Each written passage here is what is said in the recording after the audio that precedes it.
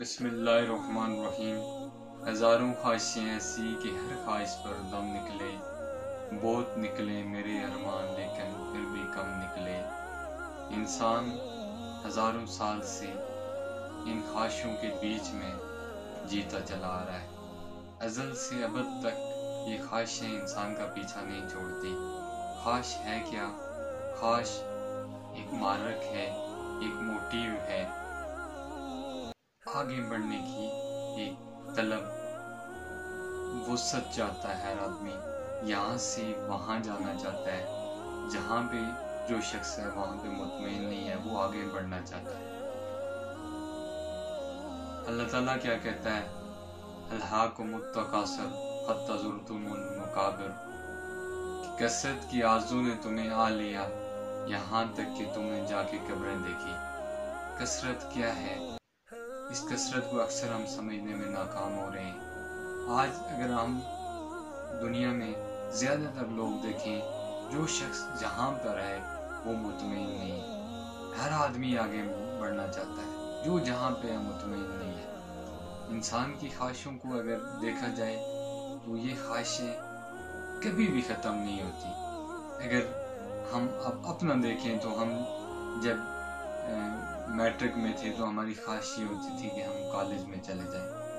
تو جب ہم کالج میں جاتے ہیں تو کچھ عرصہ وقتی خوشی ملتی ہے، تھوڑا ٹائم گزرنا لگتا ہے تو وہ ہم محسوس کرتے ہیں کہ ایسا تو نہیں ہوا جیسا ہم سوچ رہے تھے۔ اسی طرح پھر یونیورسٹی کی خواہش ہوتی ہے۔ ایسی خواہشیں انسان کی یہ فطرت ہے کہ جب وہ کسی چیز کو پا لیتا ہے تو وہ جلد اس کی اہمیت، اس کی قدر اس کی نظر میں ختم ہو جاتی ہے۔ اسی طرح خواہشیں، ایک جو خواہش پوری ہوتی ہے وہ اپنی اہمیت کھو دیتی ہے۔ تب جا کے انسان، بعض دفعہ تو یہ ہوتا ہے کہ انسان اگر ہنس رہا ہوتا ہے کہ میری خواہش کیا تھی۔ سب سے بڑی خواہش کائنات میں جو قائم رہے گی، اگر کوئی بندہ چاہتا ہے، وہ سب سے بڑی خواہش اللہ کی پہچان ہے۔ جو بندہ اللہ کو پہچان لے اس کی سب سے بڑی خواہش ہے۔ اور اس خواہش کو پورا کرنے کے لیے ہمیں اپنی چھوٹی چھوٹی سب خواہشوں کو قربان کرنا پڑتا ہے۔ ایسا کر کے دیکھیں، ہماری زندگیوں میں سکون آئے گا۔ آج ہر آدمی پریشان ہے۔ ہم دنیا ہر دکھنے والے کو اپنی ایک انداز میں نظر آتی ہے، لیکن اپنی عقل کو، اعلیٰ شعور کو استعمال کرتے ہوئے دیکھیں، آپ دنیا کی حقیقت کو سمجھ جائیں گے۔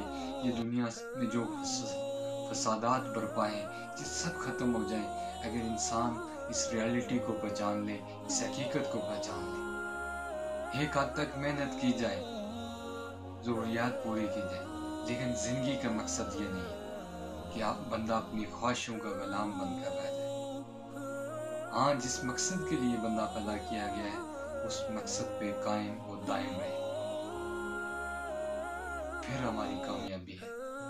اللہ تعالیٰ سے دعا ہے، اللہ تعالیٰ ہمیں اپنی ذات سے جوڑے اور اسی میں ہماری کامیابی ہے۔ اللہ آپ کا اور میرا